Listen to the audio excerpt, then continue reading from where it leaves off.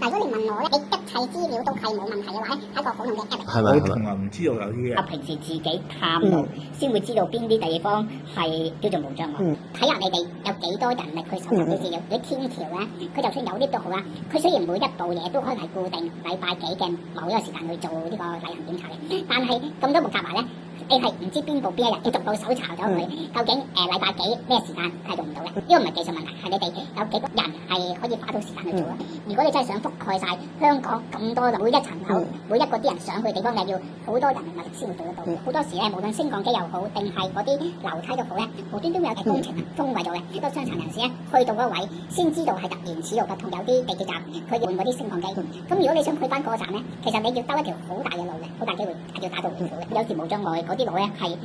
隱蔽過正常嘅路，唔係話一條大路你望到邊個位有斜台落去嘅，你去到某啲隱蔽位搭一部 lift，去到另一等嘅天台，跟住再轉去另一條橋或者路，跟住再搭翻落去咁樣嘅。就算有路，但係佢可能要經一啲成日要開門閂門嘅通道位。舊商場佢其實係冇乜客嘅人，成日要你坐啲貨 lift，坐完貨 lift之後咧，其實你要經人哋嗰啲運貨嘅防煙門啊，或者喺啲好狹窄嘅通道污糟啊、窄啊，通道係擺咗好多佢哋鋪頭嘅台啊、雜物喺度，咁你過唔到嘅。